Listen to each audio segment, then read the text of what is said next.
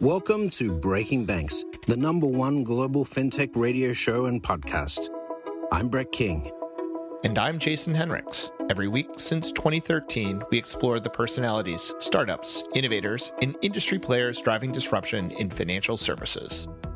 From incumbents to unicorns, and from cutting-edge technology to the people using it to help create a more innovative, inclusive, and healthy financial future. I'm JP Nichols, and this is Breaking Banks. Welcome back to Breaking Banks. I'm in London this week and I caught up with Ali Paterson. Ali? Ahoy, Brett. This is weird for me. Welcome back. It's the other way around usually, and now it's you with me. I know. You've been interviewing me for years. I have interviewed you once before, as you recalled earlier in our conversation. And thank you for wearing the Provoke.fm t-shirt, by the way. It's faded a bit, but it's still recognisable. 2018 vintage. Was that London, right? Was it London Cybos, or where was that though? We gave you the t-shirt. Cybos. Sydney, yes. Correct. And we that's generally where we meet, is we meet at events. But I wanted to talk about, you've now been part of the architecture or the furniture of fintech over the last few years from a reporting over the last decade from a reporting perspective. I think we met at Finovate London for the first time. Where was it we met the first time? Oh, I'm going to embarrass myself because it was Cybos 2015 Singapore, and I was listening to Breaking Banks, and I saw you, and I was a little bit, for God's sake, I was a little bit starstruck. Oh, really? And you were like, no, it's all right, dude, don't be starstruck.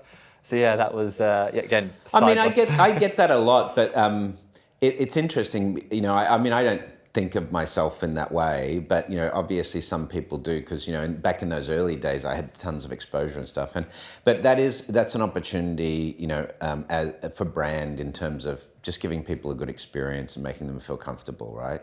So I've worked on that. But you've been heavily involved in reporting on the fintech space. So let's go back to the foundation of your business. Tell me about how you decided that you wanted to go into this space and sort of chronicle what was happening in fintech, and tell me about how you put together your business in respect to that. At the time I ended up needing a job, and I ended up working for what is now Global Data. And it was just a coincidence that I ended up on a magazine, which I think is still going, called Future Banking. Right. And off the back of that, it was around 2012 to 2014, so it was just at the start of the likes of Monzo and Starling were kind of not quite there yet. I remember very clearly saying, looking at the likes of Tesco Bank and going, these guys are now offering current accounts. I think Tesco Bank and Sainsbury's Bank, these supermarkets, they've already got the branch infrastructure. And it was the time where people were using branches.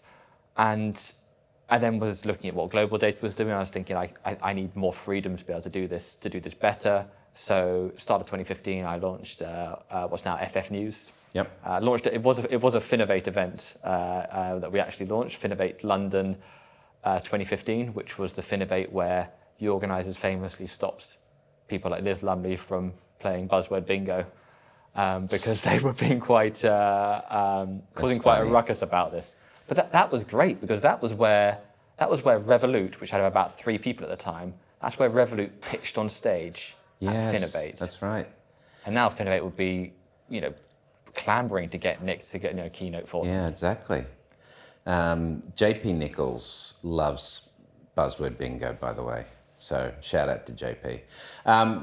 So FF News, you've been at all these different events around the place and so forth. But looking back over the last 10 years or so, for you personally, you just mentioned the Revolut, but what are the moments you remember that now you look back on and go, boy, I was so lucky to be there at that moment to capture that? I interviewed Anne in what she told me was her first video press interview before Starling even was named. In fact, it was Anne Boden pre-Carrot from Bank. Starling, yeah. And I kind of didn't quite appreciate it at the time, but especially reading her book, I now go, this was all happening at the exact same time. Did she mention that in the book? She said a journalist. I thought, is that me? Is that me? It's like, yeah, I think that's got to be me there. I'll take credit that it's me. But I almost wish at the time I'd said, what can I do to help? Because it was like the absolute lowest of the low for her before rising like an absolute phoenix. So I kind of wish that helped there a fair bit. So I met her at Innovate Finance, I think it was in 2013, and she came rushing up to me and she was like, I love Bank 2.0. I'm starting a bank based on what you wrote in the book. So that's pretty cool. I'm not sure if she remembers that conversation, but yeah. What any other moments that stand out for you? Yeah, there's a couple of really interesting ones that shouldn't stand out, but they do. There's a few organisations that no longer exist, and I'm kind of fascinated by those. One of which is Loot.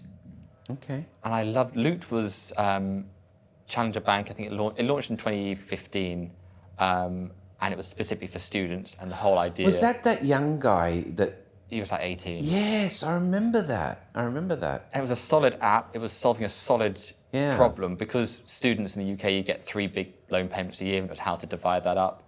I think he was quite young, and again, as an outsider, I look at it and go, you were naively screwed over by a very large bank.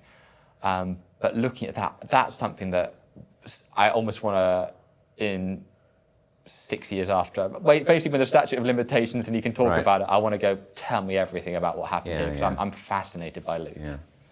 That was one of the organisations that I want to know more about. I think he's actually, you've interviewed him as well? Yes, Ollie? yeah.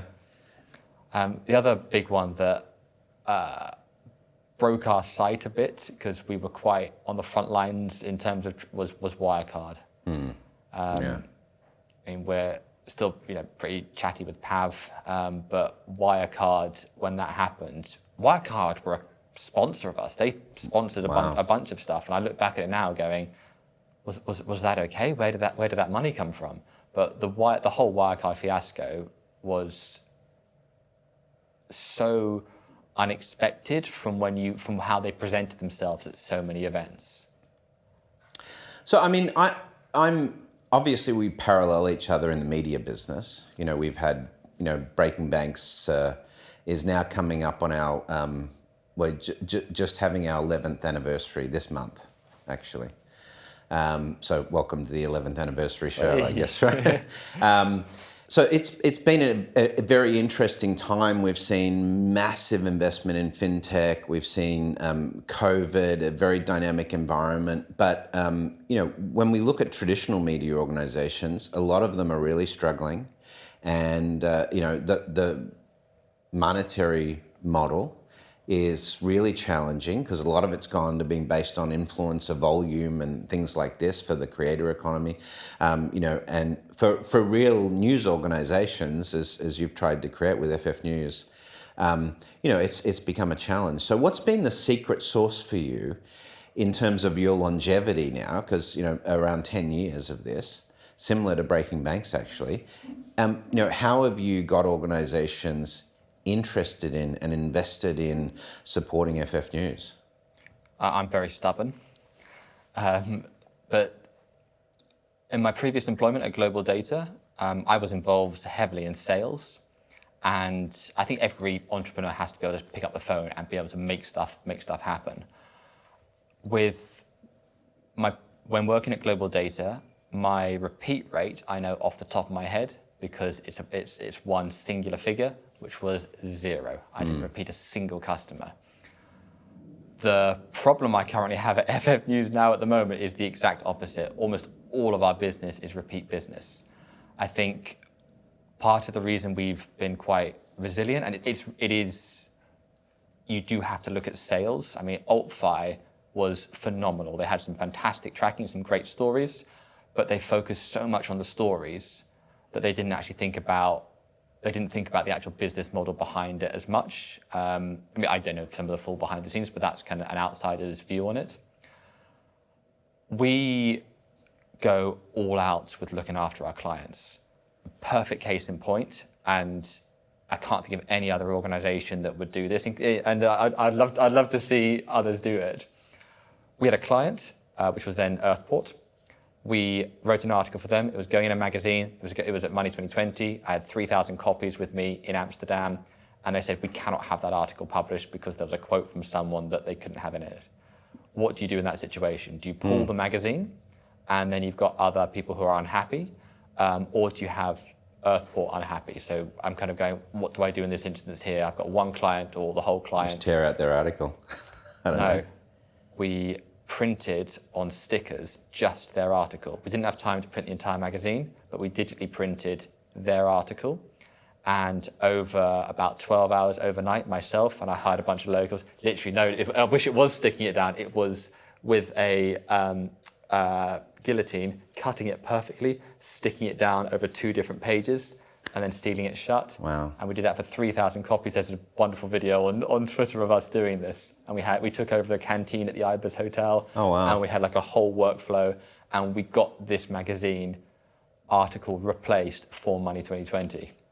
That's good lateral thinking. Similarly, we also had another, for Cybers 2017, we had a client and we had a front cover.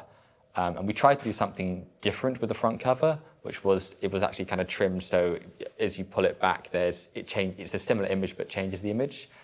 And about 2 days before heading off to Toronto, or before all these things had to get shipped off to Toronto, me and my wife sat in the kitchen table with scissors and again the guillotine, manually cutting this out. Wow. So when I say I'm stubborn, I think I'm stubborn, but as an organization, we're not afraid to just work really hard to get this stuff done, which I think any other organization would not really be committed to do.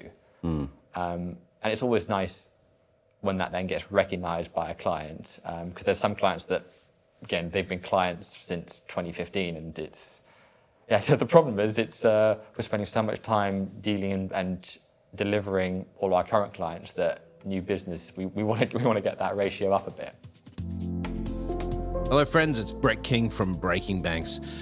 Are you looking for something different, a game-changing listen? Well, I want to tell you about a podcast that we're happy to support. I really think you'll like it. It's called Be the Way Forward. It's brought to you by anatab.org. President and CEO Brenda Darden-Wilkinson is diving into some really incredible chats with tech trailblazers like Arlan Hamilton and creative powerhouses like Janelle Monáe. This isn't just another tech talk, tech bros podcast. It's a front row seat to the minds shaping our future.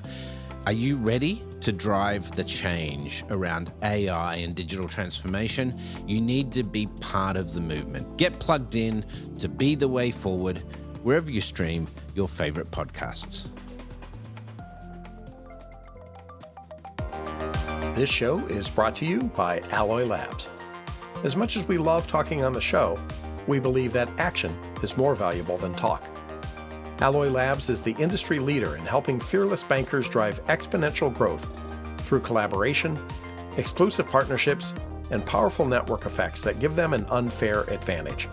Learn more at alloylabs.com. Alloy Labs, banking unbound.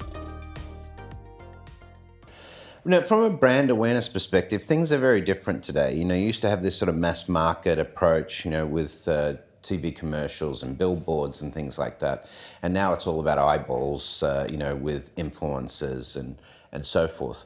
But, when we look at organizations, a lot of the organizations that are aligned or that you've had as supporters over the years, they still need tactical elements, so often looking for things like lead generation and so forth. But that's harder to it's both easier and harder to quantify in this sort of digital space, because when you start at the top of the funnel, awareness is really important first off, and then you can get to stuff like webinars and things that generate leads. But do you have sort of a view on how that's changed and how consumer behavior and recognition of brands is changing in the sort of digital environment with TikTok and everything, and how you can be more tactical in that environment?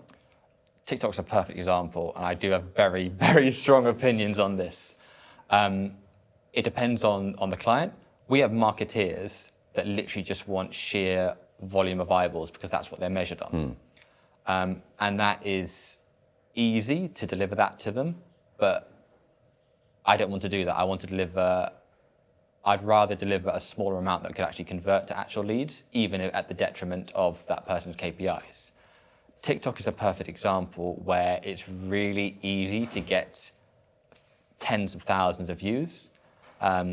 Taylor, who's on my team, has been nagging me to launch a TikTok. We launched a TikTok and we're getting sort of 15,000 views on them, on some of them.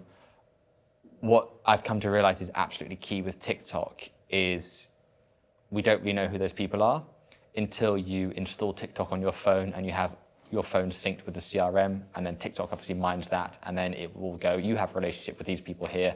So all of a sudden, our content is basically, we let TikTok do the work. Our content is going to be shown to the individuals who are on our CRM. So it does become a lot more targeted, because at the end of the day, I always say on YouTube, it is all about the CPM. Who cares if you have 5 million views if your CPM is half a penny? Right. I'd much rather have a CPM of $280 and have 5,000 people view it, because it's a lot more targeted, it's a lot more specific, and that's what I think, especially in the fintech space, marketeers need to look at today. The actual views is vanity, and the actual CPM, the actual useful people watching it, that is sanity. When we look at the UK market, it's been a hotbed of fintech, particularly for challenger banks.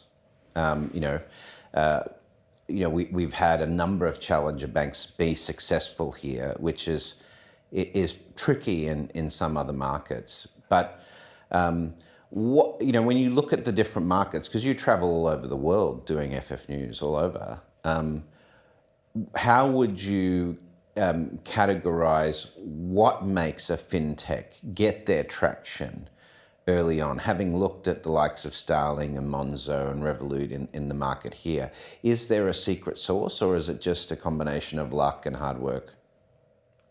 I was thinking about this exact thing earlier. I think a huge amount of it is in the name. If, for example, with yourself, Brett King, you type in King of Fintech into Google, you pop up straight away because of the name. Yeah. Bonk in the Netherlands, perfect name. Monzo has the hot coral card, and that became almost like its own meme around it. Starling was, I think, was less. Starling was slow and steady growth. Monzo was quite explosive. Well, they had their crowdfunding stuff as well, which I think was a driver in those early days. It was more marketing than it was more marketing, yeah. And it worked. And similarly, they marketed off that, right? Yeah. Yeah. And there was things like waiting lists, and to get further up, you need to refer further other people, which is kind of textbook now, but at the time it was like, this is unheard of. So I think timing plays a factor, but also the decisions of those minor things like the name, and it's a hot coral card. That made such a difference at the time, which is kind of lightning in a bottle in many ways. So, yeah, that's why I think those organisations have done well. Where I'm looking at the moment, I think this is going to be an interesting arena, is the Caribbean, because there was an event put on by Andrew Morris called Fintech Islands in Barbados. I think Matteo was there. Matteo was there as well. Breaking Banks Europe, yeah. Did he do a Breaking Banks from there? I think so. He was. I have to check. Yeah, and Theodora Lau was there as well. Yeah. But as an event, it was interesting because every other person I spoke to was saying, "Oh, I'm actually looking at building up a challenger bank for Jamaica. Oh, I'm actually looking at building something for St. Kitts and Nevis." And you've got all of this. It's a literal and metaphorical blue ocean. So I'm kind of very curious as a region, because I think because of the geography, because of the infrastructure, because of the regulation out there, I wouldn't be surprised if there's going to be almost a microcosm of a wave of challenger banks in the Caribbean that could showcase a different sort of technology that I think the rest of the world could adopt. I'm surprised that the likes of Revolut hasn't already kind of landed in the Caribbean yet. So that's an interesting point. I mean, you and I tend to meet up at events, right? Yeah. Over the last few years, that's the most common time that you and I get together and enjoy a meal or whatever the case may be. So going back over the years, what's the most memorable events that you can recall or you recall with fondness or that was special to you?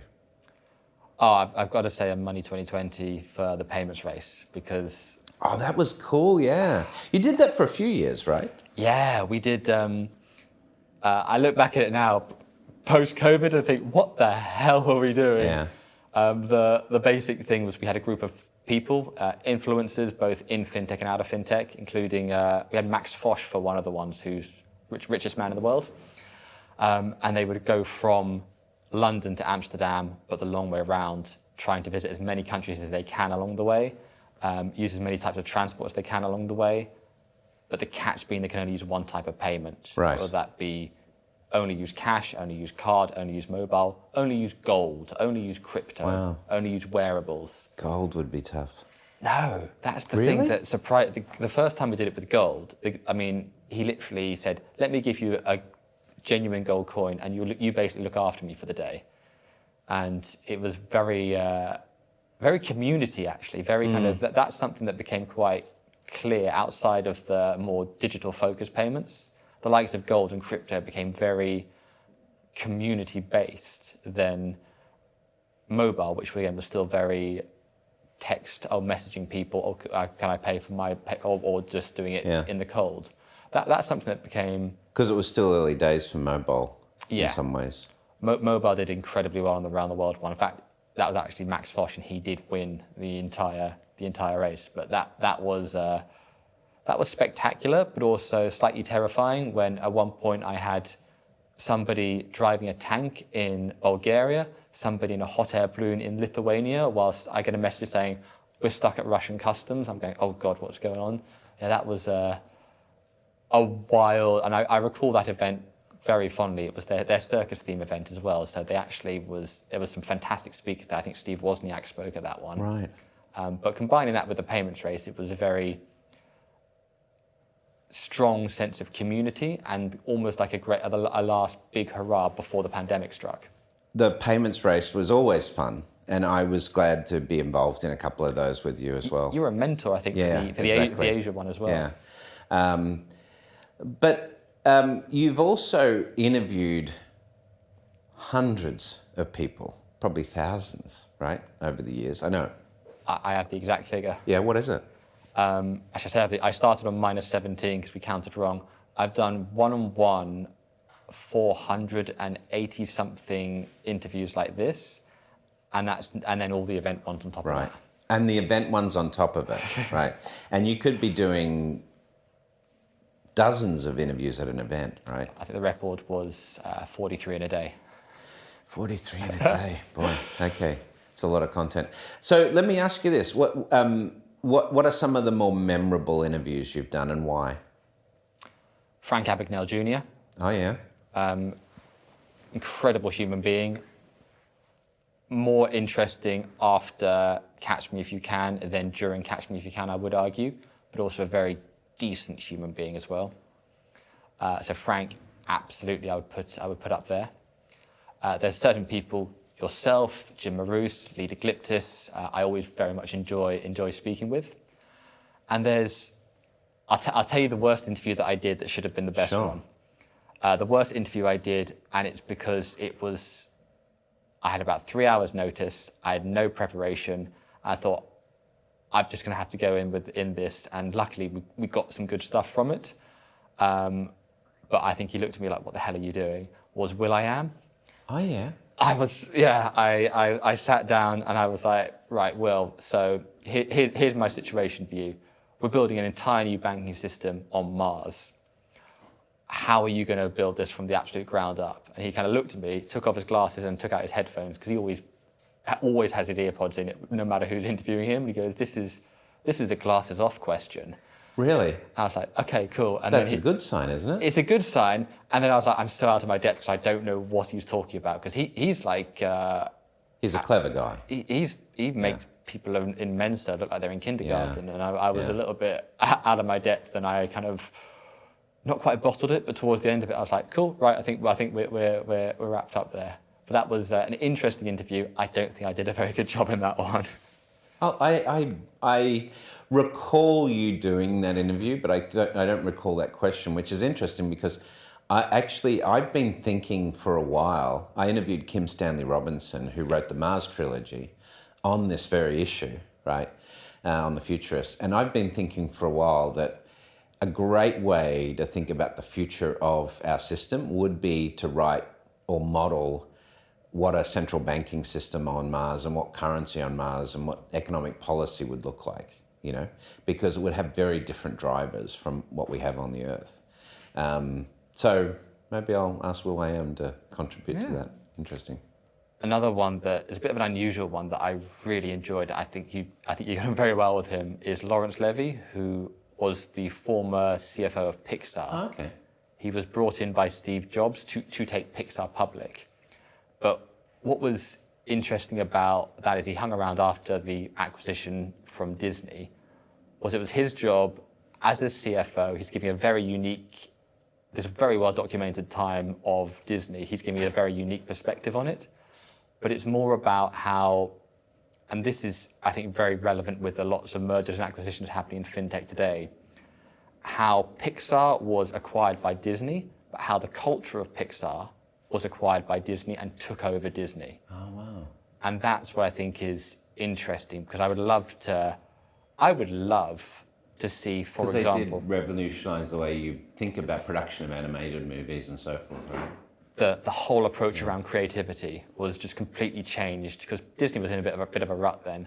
And I would love to see, imagine if Bank of America acquired Starling Bank, but acquired its culture and it spread out the rest of it. I would love to see that in the financial services. Because acquisitions is the greatest culture killer in banking. Yeah. All right, so if I'm a fintech entrepreneur today, given that you've seen so many pitches, you've met so many founders, you've seen so many successes and failures, what would be your advice to me as an entrepreneur in terms of working with someone like FF News to get the best impact out of that moment? Let me spend money with this. If you're sending, we always cover press releases and stories. And what I love is when people send press releases and stories, I don't even need to read who it's from, but I know who it's from the text, from the copy. Right. So if your pitch, if your story, if your press release, if your thought leadership piece, if you can take your name off it and then people still know it's you, then that, for me, if you can do that, fantastic. You're not just us, but across the board, you're going to get a lot of coverage and a lot of the knock-on effect of that as well. So make it that you're truly unique, and not unique in a soundbite, unique in a way that you can actually prove that you're unique, because you can take your name off it and people know who you are. Perfect. So Ali Paterson, FF News, how do people find out and follow what you guys are doing in the space and keep up with your content? Yeah, I mean, on LinkedIn, we're FF News. Give us a wee follow there. We're on YouTube, TikTok, x.com, so follow us on there. And, of course, the website, ffnews.com. Sorry, can I say the real website? If you go to finextrabutbetter.com, that'll... Finextrabutbetter.com. All right. Well, that's a great one. I got a pretty good start on Finextra with my blog, but it's been a long time. But they haven't changed significantly in the last little while. But Ali Paterson, thanks for joining us on Breaking Banks. Awesome. Cheers, Brett. Pleasure. That's it for another week of the world's #1 fintech podcast and radio show, Breaking Banks. This episode was produced by our US-based production team, including producer Elizabeth Severance, audio engineer Kevin Hersham, with social media support from Carlo Navarra and Sylvie Johnson. If you like this episode, don't forget to tweet it out or post it on your favorite social media, or leave us a 5-star review on iTunes, Google Podcasts, Facebook, or wherever it is that you listen to our show. Those actions help other people find our podcast, and in return, that helps us build an audience that can be supported by sponsorship so we can continue to provide you with our award-winning content every week. Thanks again for joining us. We'll see you on Breaking Banks next week.